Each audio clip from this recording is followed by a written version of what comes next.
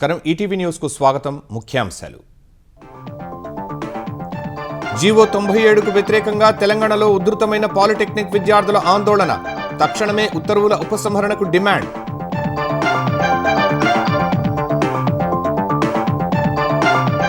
కాంగ్రెస్లో క్రమశిక్షణ ఉల్లంఘించే వారిపై చర్యలు తప్పవన్న టీపీసీసీ ఇప్పటికే పలువురికి నోటీసులు ఇచ్చామన్న మహేష్ గౌడ్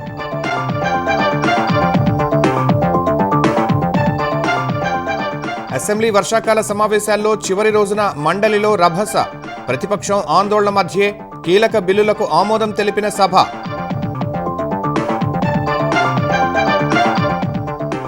ఏపీ కర్ణాటక తమిళనాడు మధ్య బుల్లెట్ రైలు వేయాలన్న చంద్రబాబు చెన్నైలో జరిగిన సదరన్ జోనల్ కౌన్సిల్ భేటీలో ప్రతిపాదన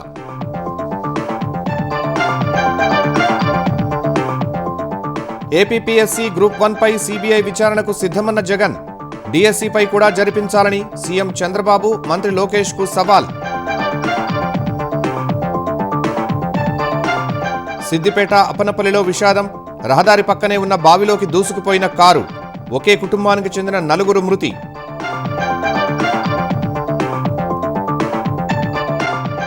వందే మాతరంలో 2 చరణాలే పాడతామన్న కాంగ్రెస్ పై అమిత్ షా మండిపాటు ఓటు బ్యాంకు రాజకీయమేనని ఆక్షేపణ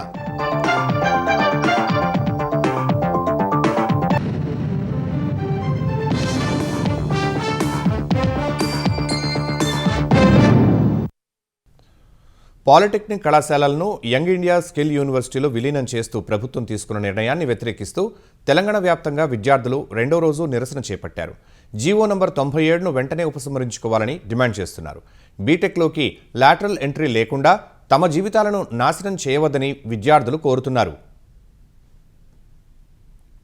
పాలిటెక్నిక్ కళాశాలలను స్కిల్ యూనివర్సిటీలో విలీనం చేస్తూ తెచ్చిన జీవో నంబర్ 97కి వ్యతిరేకంగా నిరసనలు వెల్లువెత్తుతూనే ఉన్నాయి. హైదరాబాద్ మసబ్ ట్యాంక్ ప్రభుత్వ పాలిటెక్నిక్ కళాశాల వద్ద చేపట్టిన ఆందోళన ఉద్రిక్తంగా మారింది. జీవో నంబర్ 97ను వెంటనే ఉపసంహరించుకోవాలని డిమాండ్ చేస్తూ విద్యార్థులు నిరసన చేపట్టారు. ఆందోళనకు బీఆర్ఎస్వీ అధ్యక్షుడు గెల్లు శ్రీనివాస్ యాదవ్ మద్దతు ప్రకటించారు. సంగారెడ్డి జిల్లా పటాన్చెరు పాలిటెక్నిక్ కళాశాల ముందు ఎస్ఎఫ్ఐ ఆధ్వర్యంలో ఆందోళన చేశారు. బీఆర్ఎస్ విద్యార్థి సంఘం ఆధ్వర్యంలో కళాశాల నుంచి పటాన్చెరు కూడలి వరకు భారీ ర్యాలీ నిర్వహించారు. అంబేద్కర్ విగ్రహానికి వినతి పత్రం అందజేశారు.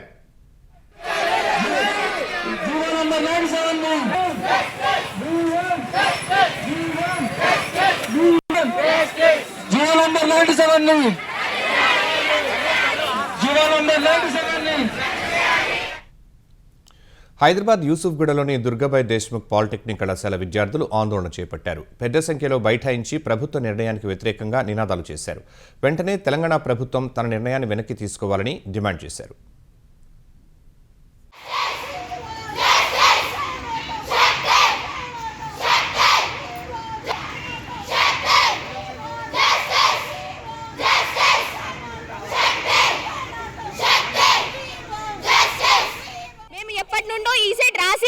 డైరెక్ట్గా బీటెక్లోకి సెకండ్ ఇయర్లోకి లాటరల్ ఎంట్రీ ద్వారా వెళ్తున్నాము.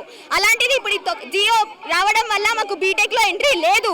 మేము ఈసెట్ రాయము, మళ్ళీ ఇంటర్ చదివి 2 ఇయర్స్ మళ్ళీ దానివల్ల బీటెక్ వెళ్ళాల్సి వస్తుంది. సో దీనివల్ల మాకు ఎన్ని ఇయర్స్ వేస్ట్ అవుతుంది.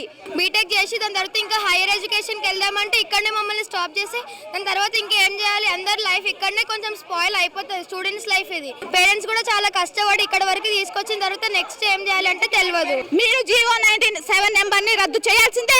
మాకు డిప్లొమా ఎస్బీటెక్ మాకు కావాల్సిందే, మాకు ఇవ్వాల్సిందే. శక్తిని వెనక్కి తీసుకోవాల్సిందే. శక్తి యూనివర్సిటీ మాకు వద్దు, మా ఎస్బీటెక్ మాకు వద్దు. రంగారెడ్డి జిల్లా షాద్నగర్ ఎంఆర్ఓ కార్యాలయం ఎదుట పాలిటెక్నిక్ విద్యార్థులు ధర్నా చేశారు. 97 జీవోను వెంటనే రద్దు చేయాలంటూ డిప్యూటీ తహసీల్దార్కు వినతి పత్రం అందజేశారు. అబ్దుల్లాపూర్ మెట్లో హైదరాబాద్ విజయవాడ జాతీయ రహదారిపై విద్యార్థులు నిర్వహించిన రాస్తారోకో కారణంగా ట్రాఫిక్ స్తంభించింది. పోలీసులు జోక్యం చేసుకోగా వారికి విద్యార్థులకు మధ్య తోపులాట జరిగింది.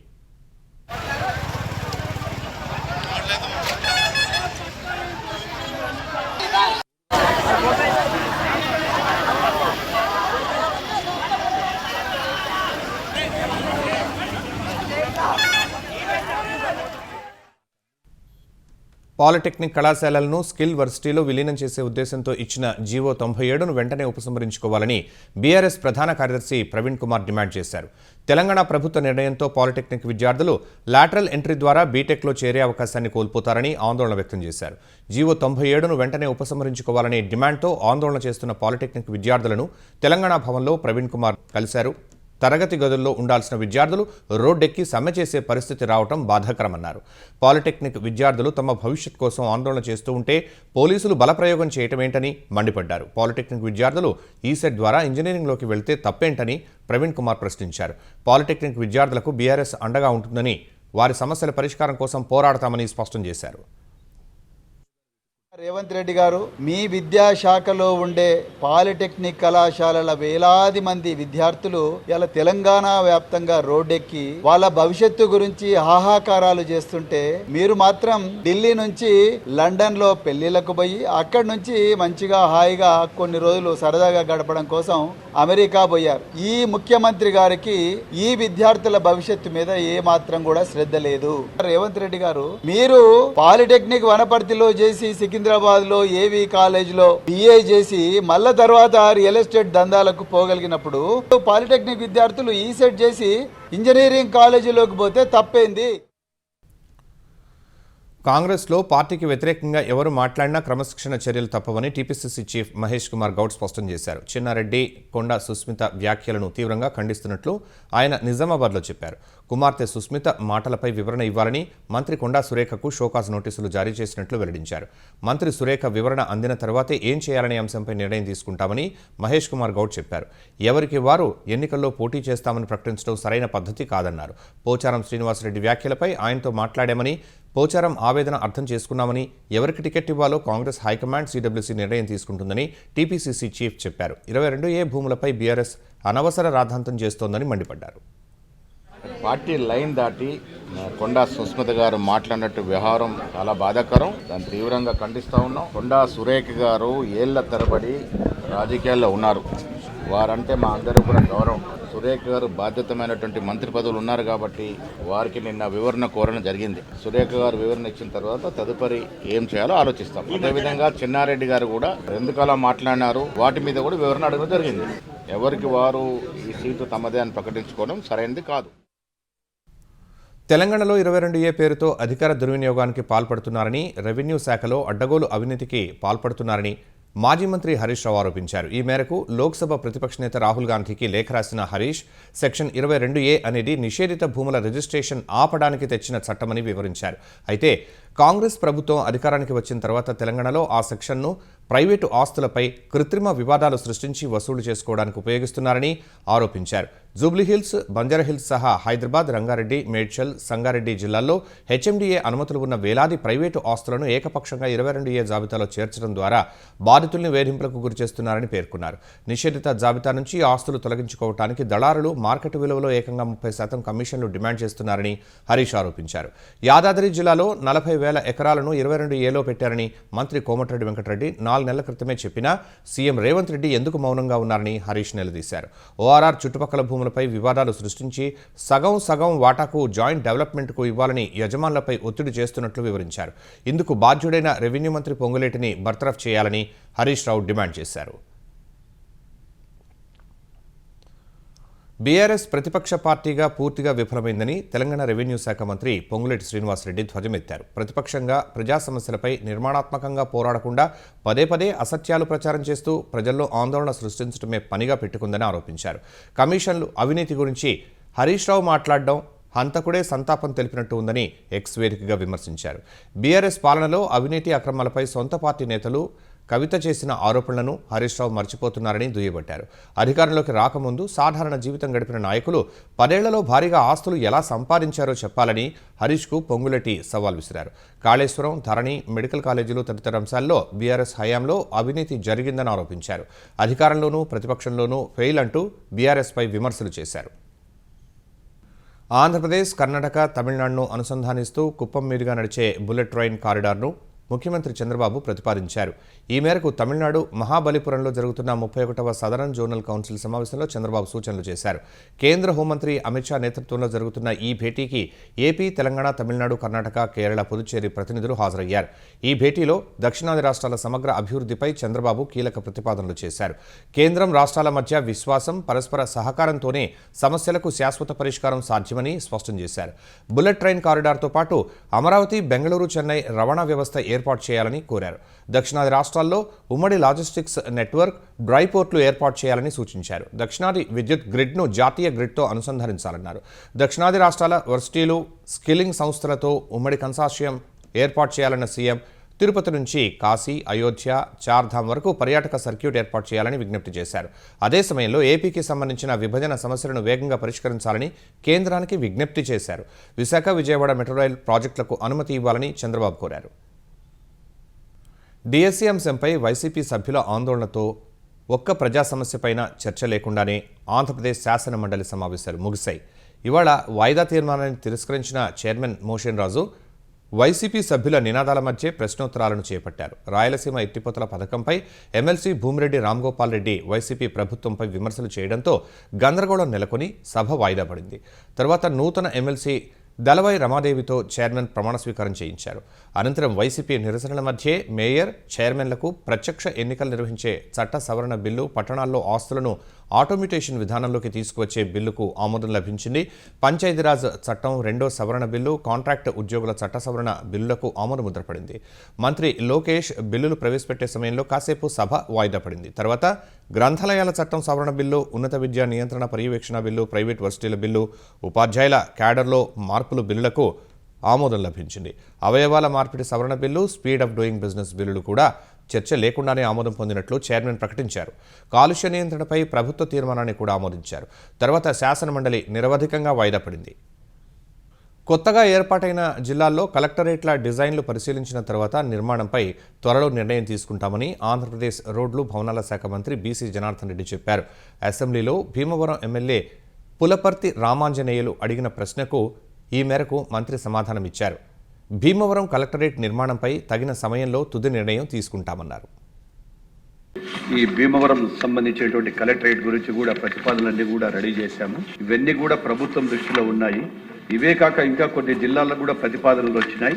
ఆ ప్రతిపాదనలు వచ్చినటువన్నీ కూడా ప్రభుత్వం మా యొక్క R&B శాఖ ద్వారా కూడా కొన్ని డిజైన్లు కూడా చేయడం జరిగింది. అన్నిటిని పరిశీలించిన తర్వాత ప్రభుత్వం త్వరలోనే ఒక నిర్ణయం తీసుకుంటుందని చెప్పి తెలియజేస్తూ, వారు ఇచ్చినటువంటి ఈరోజు ఇచ్చిన దాన్ని కూడా నోట్ చేసుకొని మళ్ళీ ప్రభుత్వానికి కూడా నివేదిక అందజేస్తామని చెప్పి తమ ద్వారా తెలియజేస్తున్నాను అధ్యక్ష. ఆంధ్రప్రదేశ్లో అన్నదాత సుఖీభవ కోసం రైతు బ్యాంకు ఖాతాలకు ఇప్పటి వరకు 14,664.33 కోట్లు జమ చేశామని మంత్రి అచ్చెన్నాయుడు ప్రకటించారు. ఇందులో రాష్ట్ర వాటా 8,903.10 కోట్లు, కేంద్రం వాటా 5,761.23 కోట్లు ఉన్నట్లు తెలిపారు. కేంద్రం తన వాటా విడుదల చేసిన రోజే ఏపీలోనూ రైతుల ఖాతాల్లో నిధులు జమ చేస్తున్నట్లు ప్రశ్నోత్తరాల సమయంలో అడిగిన ప్రశ్నలకు సమాధానంగా మంత్రి చెప్పారు. ఈసారి ఎల్నినో ముప్పు ఉన్నందున రైతులు ఆలస్యం చేయకుండా పంటల బీమా చేయించుకోవాలని మంత్రి అచ్చెన్నాయుడు అసెంబ్లీ వేదికగా పిలుపునిచ్చారు. రాష్ట్ర ప్రభుత్వం ఇన్సూరెన్స్ కార్యక్రమం తీసుకుంది అధ్యక్ష. మేము మొత్తం కేంద్రం, రాష్ట్రం కలిసి మొత్తం డబ్బులు కొడుతున్నాం. అదేవిధంగా కర్నూలు అయితే 32, హైయెస్ట్ గా ఒక్కొక్క జిల్లాలో 200 తప్ప అన్ని దగ్గరలో 30, 40, 50 రూపాయలే రైతు వాటా అధ్యక్ష. మళ్ళీ కోరుతున్నాను, ఇన్సూరెన్స్ ఈ నెలాఖరు వరకు ఉంది, ఎల్నినో ఉంది. ప్రతి రైతుకి మేలు జరగాలంటే ఇంతకంటే మనం చేయలేం. శాసనసభ్యులు ఈరోజు సమావేశం అయ్యాక వెళ్తున్నారు. మీరు కూడా కాన్స్టిట్యున్సీలో ప్రత్యేక మీటింగ్లు పెట్టి రైతులకు ఎడ్యుకేట్ చేసి మీరు చేయండి. కాపుల అభివృద్ధి కోసం కాపు కార్పొరేషన్కు ఏటా నిధులు కేటాయిస్తున్నట్లు ఆంధ్రప్రదేశ్ బీసీ సంక్షేమ శాఖ మంత్రి సవిత తెలిపారు. ఎమ్మెల్సీ తోట త్రిమూర్తులు అడిగిన ప్రశ్నకు మంత్రి ఈ మేరకు సమాధానమిచ్చారు. 2024-25లో 4,646.99 కోట్లు కేటాయించగా 4,440 కోట్లు ఖర్చు చేసి 9,55,000 మందికి మేలు చేశామన్నారు. 2025-26లో 4,360.28 కోట్లు కేటాయించి 20,64,000 మందికి లబ్ధి చేకూర్చినట్లు తెలిపారు. 2026-27లో 5,012.10 కోట్లు కేటాయించగా ఇప్పటి వరకు 2,485.19 కోట్లు ఖర్చు చేసి 21,37,000 మంది కాపులకు ప్రయోజనం చేకూర్చినట్లు మంత్రి చెప్పారు. 2018లో జరిగిన గ్రూప్ 1పై సిబిఐ దర్యాప్తునకు తాము సిద్ధమని 2025 డిఎస్సిపై సిబిఐ దర్యాప్తునకు సిద్ధమా అని ఏపీ ప్రభుత్వానికి వైసీపీ అధ్యక్షుడు జగన్ సవాల్ విసిరారు. మెగా డిఎస్సిపై తాము చేస్తున్న ఆరోపణలను అసెంబ్లీలో సీఎం చంద్రబాబు, మంత్రి లోకేష్ ఒప్పుకున్నారని జగన్ అన్నారు. మీడియాతో మాట్లాడిన ఆయన స్పోర్ట్స్ కోటాలో ఉద్యోగాల భర్తీ కోసం జీవోలు ఇచ్చి తర్వాత వెనక్కు తీసుకున్నారని చెప్పారు. జీవోలు ఇచ్చే స్థాయికి స్కామ్ జరిగిందన్నారు. మంత్రి ఆమోదం లేకుండా జీవోలు ఇస్తారా అని జగన్ ప్రశ్నించారు. అందుకే డిఎస్సిలో లీకేజీల నుంచి బేరసారాల వరకు సిబిఐ విచారణ జరగాల్సిందేనని, విద్యాశాఖ మంత్రి లోకేష్ రాజీనామా చేయాల్సిందే అని జగన్ డిమాండ్ చేశారు. 2025 నోటిఫికేషన్తో ఇచ్చిన ఈ డిఎస్సి విషయంలో జరిగిన లీకేజ్, అక్రమాలపై మేము ఇప్పటి వరకు ఏ అంశాలైతే ప్రజల ముందు ఉంచామో అవన్నీ కూడా వాస్తవమేనని ప్రభుత్వమే అంగీకరించే కార్యక్రమం కూడా చేస్తుంది. అసెంబ్లీలో లోకేష్ మాట్లాడిన ప్రసంగం చూసినా కానీ, ఇదే అసెంబ్లీలో చంద్రబాబు నాయుడు గారు మాట్లాడిన ప్రసంగం విన్నా కానీ, ప్రత్యక్షంగానూ పరోక్షంగానూ వాళ్ళు ఈ ఆరోపణలన్నీ కూడా ఒప్పుకున్న పరిస్థితులే కనిపిస్తాయి. జీవోలో ఇచ్చి మళ్ళా జీవోలు రద్దు చేసి 372 మంది ఉద్యోగాలు ఏ ఎగ్జాము లేకుండా ఇచ్చేసి ఇవన్నీ వ్యవహారాలను కూడా సిబిఐ చేత ఎంక్వైరీ జరగాల. జరిగిన వాటికి బాధ్యత వహిస్తూ లోకేష్ రాజీనామా చేయాలి. చంద్రబాబు గట్టిగా అడుగుతాను, ఆయన కొడుకుని ఇద్దరిని. డిఎస్సి 2025 పైనే కాదు, 2018 గ్రూప్ 1 నోటిఫికేషన్ మీద కూడా సిబిఐ ఎంక్వైరీకి మేము రెడీ. గోదావరి పుష్కరాలకు కేంద్రం నుంచి కూడా నిధులు తెచ్చేందుకు అన్ని ప్రయత్నాలు చేస్తున్నట్లు ఆంధ్రప్రదేశ్ పురపాలక శాఖ మంత్రి నారాయణ శాసనమండలిలో తెలిపారు. ఎమ్మెల్సీ సోము వీర్రాజు అడిగిన ప్రశ్నకు ఈ మేరకు మంత్రి సమాధానమిచ్చారు. ఈ యొక్క పుష్కరాల్ని గతంలో యూపీలో జరిగినటువంటి వాటి ఏ విధంగా అయితే జరిగినాయో అదే విధంగా ప్రభుత్వం చేయాలని చిత్తశుద్ధితో ఉంది. ఆ విధంగా మరికొన్ని నిధుల కోసం గట్టి ప్రయత్నం చేయాలని నేను కోరుతున్నాను అధ్యక్ష. కేంద్రానికి గౌరవ ముఖ్యమంత్రి గారు లెటర్ రాస్తున్నారు అధ్యక్ష. ఫండ్స్ కోసంగా మున్సిపల్ శాఖ స్టేట్ గవర్నమెంట్ ఇచ్చే 150 కోట్లతోనే కాకుండా యుఐడిఎఫ్, అదేవిధంగా హ్యాము ఇలాంటి ప్రాజెక్టులో 1144 కోట్లు ఈ పుష్కరాల కోసంగా ఈ మున్సిపాలిటీస్కి శాంక్షన్ చేస్తారు. విశాఖ బీచ్ రోడ్లో మౌలిక సదుపాయాల అభివృద్ధికి ఏపీ సర్కార్ కట్టుబడి ఉందని మంత్రి నాదెండ్ల మనోహర్ చెప్పారు. అసెంబ్లీలో ప్రశ్నోత్తరాల సమయంలో అడిగిన ప్రశ్నకు సమాధానమిచ్చిన మంత్రి విశాఖ కోస్టల్ జోన్ మేనేజ్మెంట్పై అభిప్రాయ సేకరణ 2 సార్లు వాయిదా పడిందన్నారు. సెప్టెంబర్ 2న జిల్లా కలెక్టర్ ప్రజాభిప్రాయ సేకరణ చేయనున్నారని చెప్పారు. ఉప ముఖ్యమంత్రి పవన్ కళ్యాణ్ దీనిపై ప్రత్యేక దృష్టి పెట్టారని, మౌలిక సదుపాయాల కల్పన సహా టూరిజం అభివృద్ధికి కూటమి ప్రభుత్వం చర్యలు తీసుకుంటుందని మంత్రి వివరించారు. విశాఖపట్నం జిల్లా విషయంలో మధురవాడ సరిహద్దు నుండి భీమునిపట్నం వరకు ఉన్న తీర ప్రాంతాన్ని సిఆర్జెడ్ 3 నుండి సిఆర్జెడ్ 2కి పునర్వర్గీకరించే ప్రతిపాదనలను సమీక్షించి పరిశీలించేందుకు సంబంధిత పత్రాలన్నింటినీ కూడా NCMSకి సమర్పించాలని ministry of environment and forest సాంకేతిక పరిశీలన కమిటీ ఆదేశించింది అధ్యక్ష. విశాఖపట్నం జిల్లా కోస్టల్ జోన్ మేనేజ్మెంట్ ప్లాన్కి సంబంధించి తప్పనిసరిగా నిర్వహించాల్సిన ప్రజాభిప్రాయ సేకరణ పూర్తి చేయాల్సింది అధ్యక్ష. సెప్టెంబర్ 2వ తారీఖున జిల్లా యంత్రాంగం ఈ ప్రజాభిప్రాయ సేకరణ నిర్వహించేలా దాని షెడ్యూల్ తయారు చేసింది. దాన్ని అందరూ కూడా సహకరించమని మీ ద్వారా గౌరవ సభ్యులందరూ కూడా కోరుతున్నారు అధ్యక్ష. సముద్రంలో గల్లంతైన మత్స్యకారుడు అప్పన్న ఆచూకీ కోసం గాలింపు చర్యలను ముమ్మరం చేయాలని హోంమంత్రి, విపత్తుల నిర్వహణ శాఖ మంత్రి వంగలపూడి అనిత అధికారులను ఆదేశించారు. మత్స్యశాఖ, మెరైన్ పోలీసులు, కోస్ట్ గార్డ్ సమన్వయంతో విస్తృత గాలింపు చేపట్టాలని సూచించారు. ఈ నెల 16న 8 మంది మత్స్యకారులు వేటకు వెళ్లగా సముద్ర తీరం నుంచి 12 నాటికల్ మైళ్ల దూరంలో బోటు ప్రమాదం జరిగిందని, ఈ ఘటనలో అప్పన్న గల్లంతయ్యారని అధికారులు మంత్రికి తెలిపారు. మిగిలిన మత్స్యకారుల పరిస్థితిపైన అనిత ఆరా తీశారు. గల్లంతైన అప్పన్నను క్షేమంగా కుటుంబ సభ్యుల వద్దకు చేర్చేందుకు అందుబాటులో ఉన్న అన్ని వనరులను వినియోగించాలని ఆదేశించారు. సముద్రంలో వేటకు వెళ్లే మత్స్యకారుల భద్రతపై మరింత అప్రమత్తంగా ఉండాలని సూచించారు. సిద్దిపేట జిల్లా అప్పన్నపల్లిలో జరిగిన ఘోర ప్రమాదంలో ఒకే కుటుంబానికి చెందిన 4 మృత్యువాత పడ్డారు. ఓ కారు రోడ్డు పక్కనే ఉన్న బావిలో దూసుకుపోవడంతో ఈ దుర్ఘటన జరిగింది. ఇదే జిల్లాలోని బలవంతాపూర్ గ్రామానికి చెందిన రాజు, ఆయన భార్య, కుమారుడు నియాన్ష్, కుమార్తె శాన్వికలతో కలిసి బుధవారం సిద్దిపేటలో దశదిన కర్మకు హాజరయ్యారు. ఆ కార్యక్రమం ముగిసిన తర్వాత సాయంత్రం ఇంటికి బయలుదేరిన వారు తోర్నాలలోని బంధువుల ఇంటికి వెళ్లారు. అక్కడి నుంచి సుమారు 7 గంటల ప్రాంతంలో బయలుదేరిన వారు రాత్రి 9 వరకు ఇంటికి చేరుకోలేదు. అనుమానం వచ్చిన కుటుంబ సభ్యులు వారికి ఫోన్ చేయగా స్విచ్ ఆఫ్ వచ్చింది. వెంటనే తోర్నాల నుంచి తమ గ్రామానికి వచ్చే మార్గంలో వెతికిన కుటుంబ సభ్యులు వారి కారు జాడలేకపోవడంతో పోలీసులను ఆశ్రయించారు. వెంటనే రంగంలోకి దిగిన పోలీసులు సెల్ ఫోన్ సిగ్నల్స్ ఆధారంగా రాజు, కుటుంబ సభ్యులు ప్రయాణిస్తున్న కారు అప్పనపల్లి శివారు వరకు వచ్చినట్టు గుర్తించారు. మొబైల్ సిగ్నల్ ఆగిపోయిన ప్రాంతంలో గాలింపు చేపట్టిన పోలీసులు బావిలో కారును గుర్తించారు. అగ్నిమాపక సిబ్బంది సాయంతో 2 గంటలు శ్రమించి కారును బయటకు తీశారు. అందులోని 4 చనిపోయినట్టు గుర్తించారు. డిసెంబర్ నాటికి మహాత్మాగాంధీ ముక్త్యాల బ్రాంచ్ కెనాల్ ఎత్తిపోతల పథకం నిర్మాణం పూర్తి చేస్తామని తెలంగాణ నీటిపారుదల శాఖ మంత్రి ఉత్తమ్ కుమార్ రెడ్డి స్పష్టం చేశారు. సూర్యాపేట జిల్లా చింతలపాలెం మండలం పాత వెల్లటూరు గ్రామంలో పథకం పనులపై మంత్రి సమీక్ష నిర్వహించారు. 1648 కోట్ల అంచనా వ్యయంతో మఠంపల్లి, చింతలపాలెం, మేళ్ల చెరువు మండలాల్లో 23 గ్రామాల వ్యవసాయ భూములకు నీరు అందించేందుకు పనులు కొనసాగుతున్నాయని ఉత్తమ్ చెప్పారు.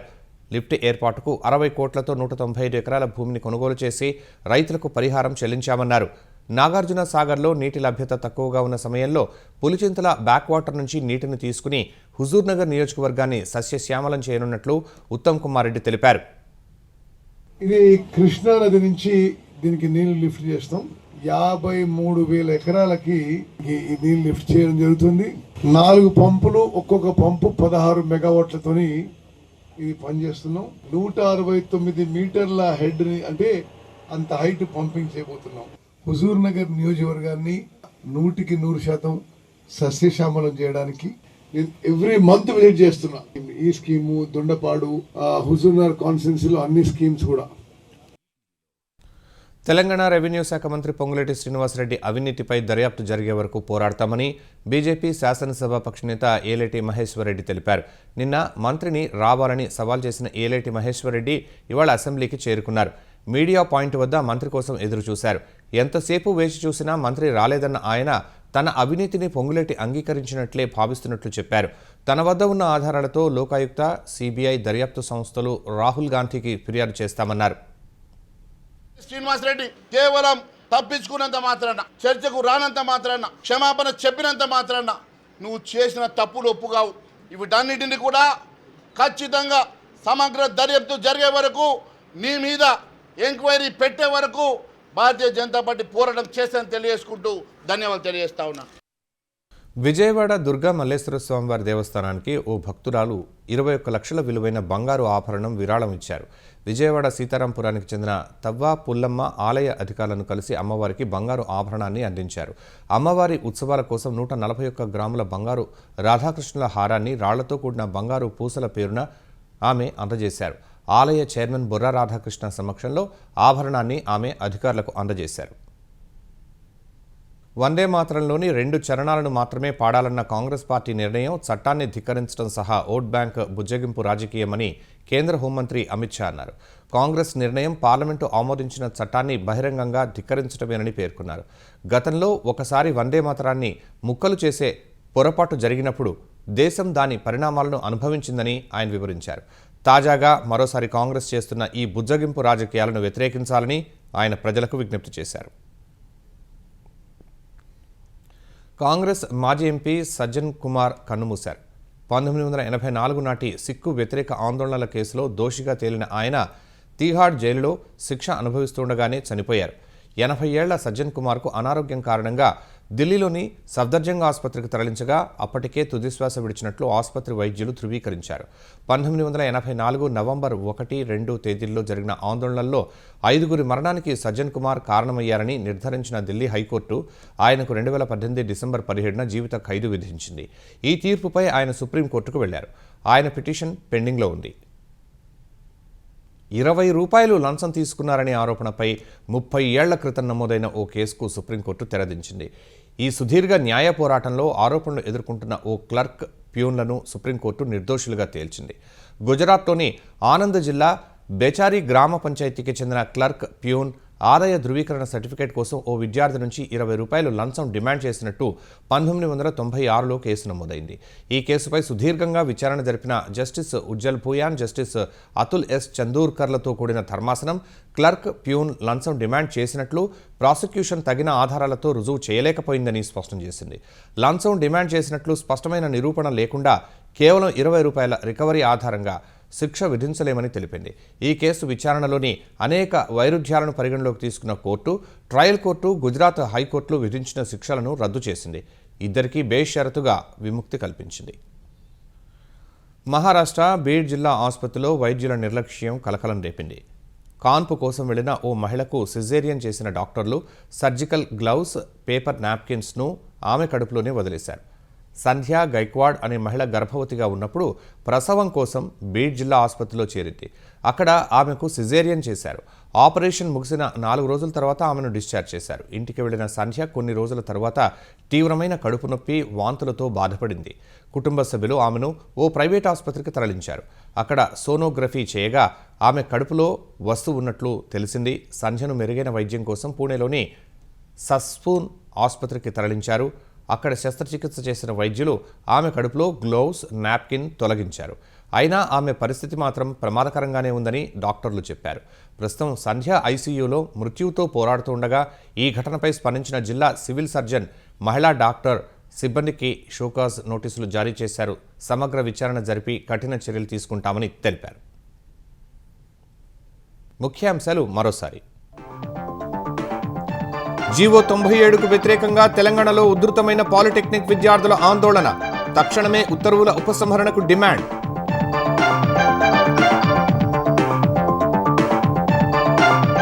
కాంగ్రెస్లో క్రమశిక్షణ ఉల్లంఘించే వారిపై చర్యలు తప్పవన్న టీపీసీసీ. ఇప్పటికే పలువురికి నోటీసులు ఇచ్చామన్న మహేష్ గౌడ్.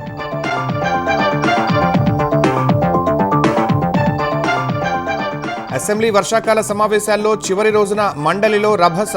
ప్రతిపక్షం ఆందోళన మధ్యే కీలక బిల్లులకు ఆమోదం తెలిపిన సభ.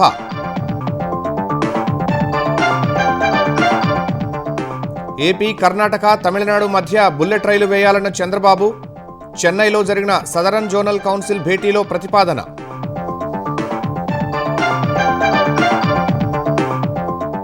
ఏపీపీఎస్సీ గ్రూప్ 1పై సీబీఐ విచారణకు సిద్ధమన్న జగన్. డీఎస్సీపై కూడా జరిపించాలని సీఎం చంద్రబాబు, మంత్రి లోకేష్కు సవాల్. సిద్దిపేట అప్పనపల్లిలో విషాదం. రహదారి పక్కనే ఉన్న బావిలోకి దూసుకుపోయిన కారు. ఒకే కుటుంబానికి చెందిన 4 మృతి.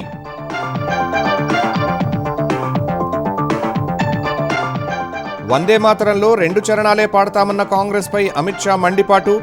ఓటు బ్యాంకు రాజకీయమేనని ఆక్షేపణ.